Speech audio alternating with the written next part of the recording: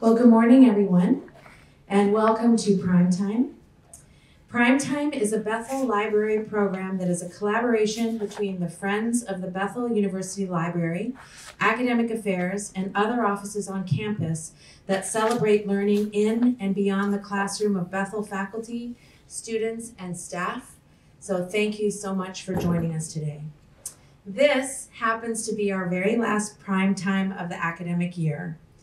Thank you all so much for all of the presenters and for joining us this season. If you have missed any of the presentations, videos of them are archived in the community video collection in the Bethel Digital Library. Today, Dr. Minyoung Lim, Assistant Professor of Social Work, shares her study of lived experiences of Burmese refugees college student resettlement and the role that social support plays in their experience. Dr. Lim received her MSW from the University of Pittsburgh in 2014 and earned her PhD in social work from Indiana University in 2022. Her research interests focus on refugee resettlement, refugee students in higher education, immigrants and multicultural families, racial disparities, discrimination, and resilience. She conducted research to promote better policy decisions and practice in social work for the Korean government, and also spent time doing direct practice in the field of aging in California. We are so fortunate to have Dr. Lim as one of our faculty members here at Bethel University in the social work department, and let's join together in welcoming her today. Dr. Lim. Thank you, Edie. Hi everyone. Thanks for coming to my presentation. So this is the part of my PhD dissertation, and I'm going to share what I studied about Burmese refugee college students. The topic is the experience of Burmese refugee students in higher education, blooming out of concrete. And the blooming out of concrete is from the participants' quote. They describe their life as blooming out of concrete. It's really beautiful, right? And this is an overview for today. I'm going to give you a little background of the U.S. refugees resettlement status, and also I'm going to show you the literature review, and then I will share which method I used to analyze the data, and then how the results was show up, and then discussion and implications will be shared. So this is the United States resettlement status. I'm not sure you knew this, but United States is the largest refugee resettlement country in the world, and also the top 3 countries of origin for refugees to the United States are the Democratic Republic of the Congo, Burma, and Ukraine. And also, Burmese refugees have been one of the biggest groups resettled in the United States since 2009. Still, they are one of the major groups who resettled in the United States as refugees, and you can see many Karenis in Minnesota. They are also one of the ethnic groups from Burma. And according to UNESCO, not only 34% of the youth go to university in the world. However, when you see current students at Bethel, they are 1% of who are going to university as a refugee. So they are really precious number, and then they are really amazing population. And let me share why I decided to this study. So I was in Indiana during my PhD program, and Indianapolis is one of the largest Burmese refugee resettlement area in the United States. And even though Karens are resettled in Minnesota, there are Chin ethnic group. They are one of the major ethnic groups from Burma as a refugees to come to United States. And I was able to see in campus, and they are really actively participate in campus and in their society. So I was really impressed by themselves. But at the same time, I went to conference in United States. It was one of the biggest conference in social work. And then I attended a session about refugees. But every research about refugees are mental health or their trauma. But however, I'm the granddaughter of Korean were victims. And my parent generation, my grandparent generation, they developed their life from nothing after Korean War. But I feel that we didn't feel we are as a mentally ill or we are victims. However, from the Western therapeutic model, refugees are considered as mentally ill, like kind of permanently mentally ill populations or traumatized victims. But as a minority and also as immigrants in the United States, I don't think so. They are considered themselves as a mentally ill or traumatized person. Yeah, I know that they have some mental illness or they have also traumatized during when they reside in the States. However, they are here to live their life. They don't want to consider themselves as traumatized victims. But still, lots of studies about these populations, mental health or trauma is still actively studied, and then the perspective is still considered as them victims or traumatized patients like that. But their main concerns in their everyday lives are achieving economic independence and regaining the feeling of control over their lives. And they want to be here as a resident, not the victims or patient. And also, the studies about refugee students in higher education have mainly focused on their academic or educational success. And also I had a systemic review about the refugee students in higher education. There are 20 articles, but only 3 of the 20 studies focused on Burmese refugee college students, and also only 3 studies were conducted in the United States. Not many studies about this population was conducted in the States. And also the refugee student resettlement styles have never been studied in the United States. This is the first study about their resettlement styles. And also the support system for Burmese refugee college students during resettlement also has not been studied. So this is my purpose for this research. I'd like to learning about their experience, their lived experience who are pursuing higher education in the United States, especially the role of social support in their resettlement experience. And this is a brief literature review about this population. The refugee resettlement experiences, the resettlement is defined as 2 types of resettlement. One is active resettlement, one is passive resettlement. Under active resettlement, refugees are actively achieving social and emotional well-being and recreating the feeling that refugees' lives are back to normal. We are very intimate with back to normal, right? Back to normalcy during COVID-19. But under passive resettlement, refugees are treated as if in a sick role and as a helpless victims in the host country. Also, they are tended to have a negative approach to their migration experience, and they did not consider their life as recoverable or as back to normal. So I studied from this literature about my study, and I collected 32 Burmese students for this study. And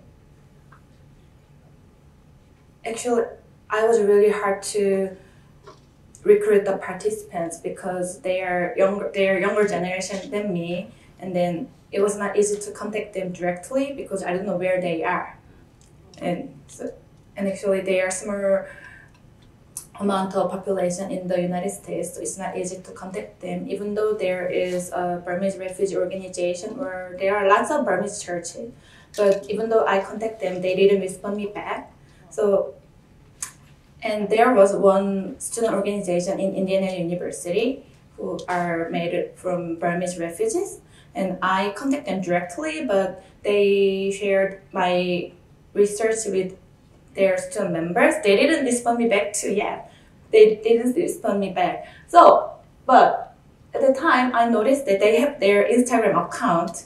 There are lots of students account in who are follow the Instagram, their organization. So I started to share the message directly with them, and I sent out like about 200 messages, and I got about 32 messages back from them. So these are the number of who I got the message from the account.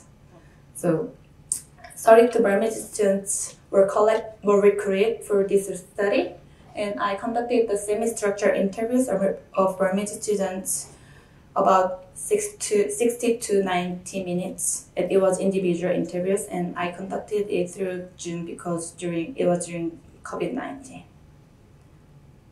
And also thematic analysis was used to analyze the data. This is an exploratory study, so there was not enough data, secondary data, to analyze their resettlement style. So that's why I chose the qualitative research method using thematic analysis. The thematic analysis is used to identify and analyze themes of meaning patterns in the data. And also it is really great to report participants' experiences and thematic reality. So thematic analysis can be considered as a constructionist method which reflects the participants' realities. And this is the demographic profile of the participants. The mean age of the participants were 21 years old. Usually, they are between 18 to 22 years old. And also, the major gender of the participants were female. And everyone is believing in God because the reason why they refugee is their religion. The Burma chose the Buddhism as their national religion, so the government started to persecute the Christians. So, have you ever heard of Rohingya massacre? So the reason why they got the persecution is they are believing in God. So they started to persecute this population.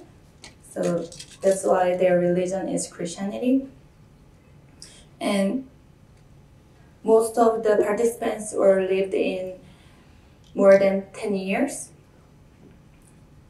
And also only one student's parent, only one student's parent, the father has a college degree.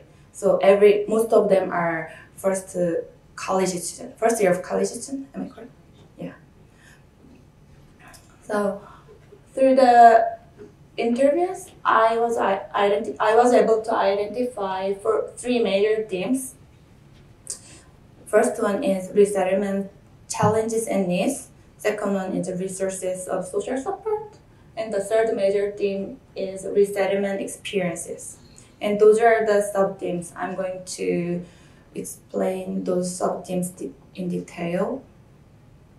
And as a major theme, the first major theme, the resettlement challenges and needs, they share their challenges as language barriers, cultural differences, and racism.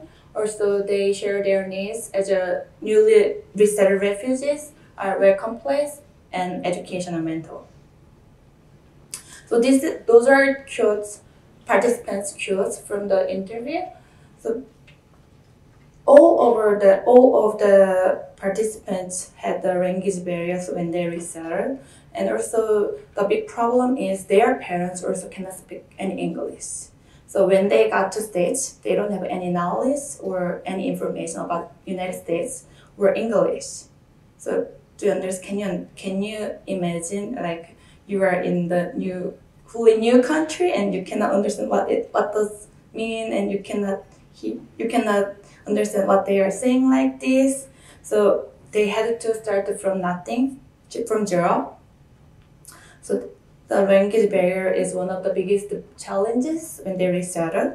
Also, they experienced the cultural differences because the interesting part was many of participants shared that food was one of the biggest part to adjust in the United States. Like when they got here, they were kids. They were elementary school students, and then when they went to school, they had to only have American foods.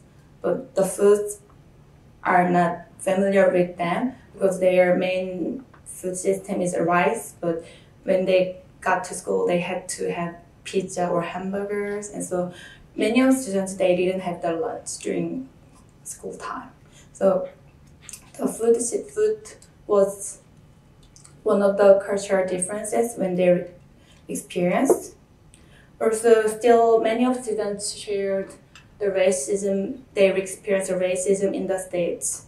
So there is two resettlement system. One is first migrations, the other one is secondary migration. And many refugees are choosing secondary migration. That means like when they got to some area in the States, they decided to move to different area. It is secondary migration, and usually the reason why they chose secondary migration is because of racism or to find support system. Sadly, they don't have option to choose where they will get to States. So when they were in refugee camp, the United States government sent them to any states. So even though they don't have enough information, they don't have any information about where they are going to. They knew that where they are in the airport. So one of participants, she resettled in Tennessee at first, and her neighborhood still continuously had a racist behavior or racist verbal things to their family, so they decided to move to Indianapolis because they got the information there are lots of Burmese refugees in the Indianapolis. And also some students today are still experiencing the racism things in college from professors or other American students. So she was one of participants. She majored psychology, and usually white girls are in this major in her program. And then they ask her, "Why are you here?" Like that.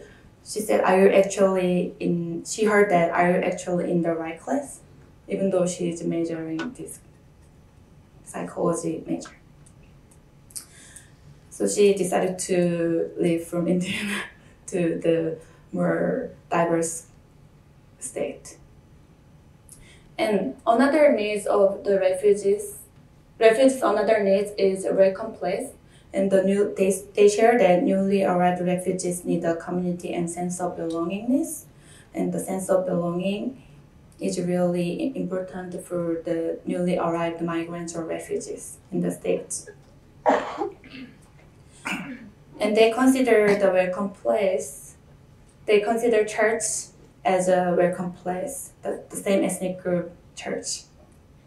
And also the students' parents, they don't know United States education system, so they have to find out their life by themselves, even though they didn't have any information or they were very young. So they said if they had the educational mentor at that time, it would be very helpful for them to navigate their life as a first college student. And there are two resources of social support. One is from co-ethnic community and one is from Americans. So I explained the secondary migration concept, and then the reason why they came to Indianapolis. I collect every data from Indiana and Indianapolis. The reason why they chose to secondary migration is to getting the ethnic community support in Indianapolis. And also, the connections with Americans, this theme is really interesting because one participant shared that she was very young at the time, and then she and her sister were in their home, and two ladies knocked on the door, and then they were Jehovah's Witness missionary, and then they came to her house, and then they started to teach English and introduce the American culture to their families, so they were able to adjust well in the area. So they said that the connection with the Americans are really helpful to navigate in the new area. So it was really interesting to me as a Christian, like the Jehovah's Witness missionaries helped them a lot. And I was able to see the role of religion in this country, in this society. And the last thing was resettlement experience. And I was able to identify two sub-themes from the resettlement experience. One is a blooming flower out of concrete, and one is a shift from feeling shameful to feeling proud. So this sub-theme is from participants' quotes. They describe their life as a blooming flower out of concrete. Even though they struggle a lot, they had lots of hardship in their life, they describe their life as a flower, like they are blooming their life in the whole different new country without any resources. And also they said they were able to live their life more actively in the America to achieve their things in their life, because they knew that how the Burma is going recently. Burma is their relatives who are still in Burma, they couldn't go to college, or they don't have any resources to live their life actively. So they are very thankful to live here.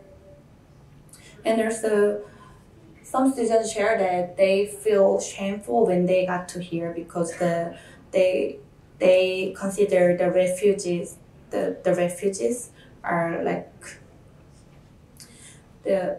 something negative in here, like they consider their status as very negatively. But after they grew up, they noticed that they have to be very proud of themselves, because they actively develop their life in the whole new country. So they said they feel shameful about their life, but it goes to change feeling proud of themselves.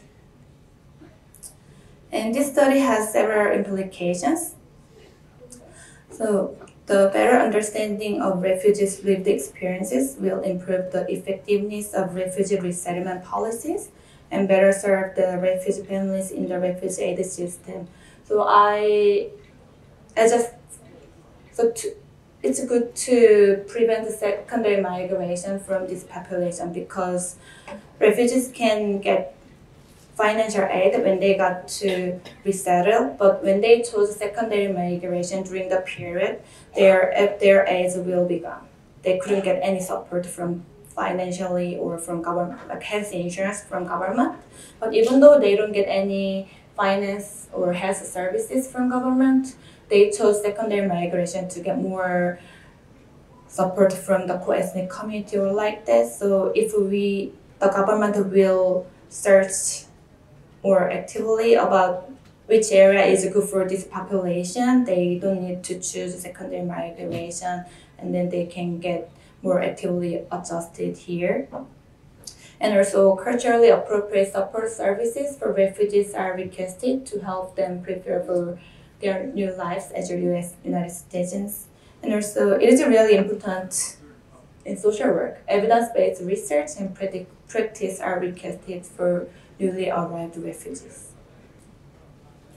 And this study has implications for educational sector in relation to refugee students in primary and secondary level and higher education system. So if the school system or department of education, if they are gonna investigate ethnic foods for various ethnic groups, not for Burmese, only for other ethnic groups, and then providing the culturally preferred and nutritious foods for the students, it would be very helpful for them to adjust here. And very interesting part is, even though this is my 11th year living in States as an immigrant, but when they got back to home, I have to have my ethnic foods. That is like kind of a stress management way for my life. So the students need those things too. And also the higher education, the college system, we have to promote the refugee students' emotional well-being and also their academic success. So there are not many higher education systems who are hiring campus social workers, but if higher education will hire campus social workers or wellness staff that will help the refugee students and also can partner with refugee serving organizations to meet their needs. So these are discussion of this study. Instead of solely focusing on refugees' mental health or trauma, this study has a purpose to learn more about refugee students' resettlement experiences as members of society to begin and develop their new lives. And also, this study explored Burmese refugee college students' lived experience, the role of social support, and their needs and challenges during resettlement. And this is a very important concept. The resistance can be a culture and language brokers in the United States. So the participants would play an important role in the Burmese community for newly arrived refugees. And I wanted to deliver this message to researchers, practitioners, and policymakers. Even though they were beneficiaries, they are now benefactors. They are providing volunteer services and their knowledge about United States, their experience with the newly arrived refugees.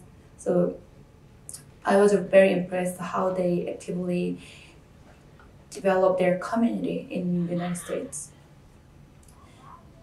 But still, refugees struggle to have a sense of belonging and social support in this country. So that's why the support from their ethnic group and Americans was critical for them to have a sense of belongingness within a different culture. So, and they can play important role in the host country as a change maker for their community and family and as a bridge for international relationship. I think they will be great asset for this country. So this study revealed not only the resilience of the refugee population, but also the strength of this population. So this study has a very similarity with searching about resilience of the refugees, but I don't want to start from resilience because it's also from the psychological factor. So instead of starting from resilience, I just want to explore how they develop their life in the States. Yeah, thank you. So if you have any questions, please let me know. Thank you so much. Thanks for coming. Yeah, Katie. So Minyoung, thank you for this research. It makes me, I have a question, a comment and then a question.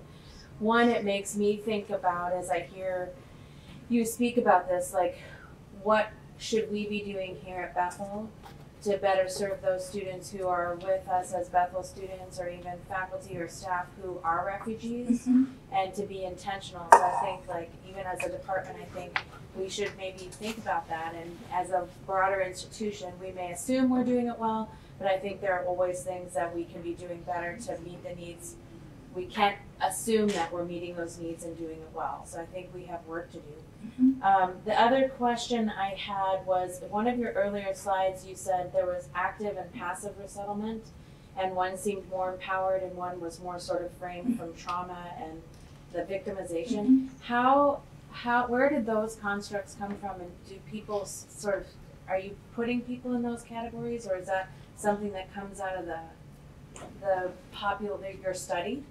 So thanks for your question. And then I think if we are going to have a relationship with the ethnic group church from the university, and we can share the information about our college, and then we can give them the information how to be in Bethel as a student from the ethnic group. Actually, I'm an immigrant here, and lots of immigrants, they don't enough information about the college system in the States. We are knowing that how to go to state university, but like Bethel is a private institute, and it's not easy to get information because not many immigrants or refugees are going to private college.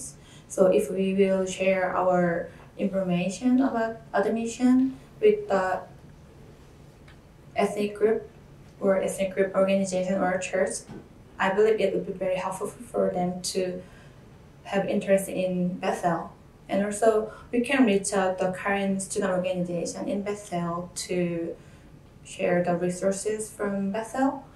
And also, when I attended a event from current student organization last year in Bethel, and it was really fantastic. So if we will have more interest in those activities or events as a faculties or as a students, and many student bodies will be there to support them, it will be very helpful for them to be here as a member of the community.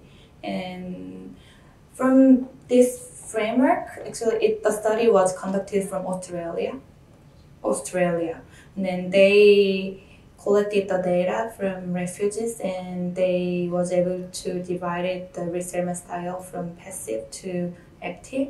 So and I was only able to find out the study about the resettlement from scholar.google.com like this, like from the library. So that's why I brought this framework to my study. But when I analyzed the data, it was not applicable for my study. So it was framework I studied to this population, but at the end of analysis, I noticed that it's not applicable to my study. So I didn't divide their resettlement style from passive or active. Instead of this, I identify their resettlement, like blooming out of concrete and feeling shameful to product. Thanks. Thank you.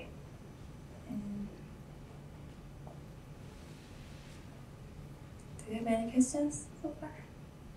No? Okay. Thanks for coming here and have a great the end of semester.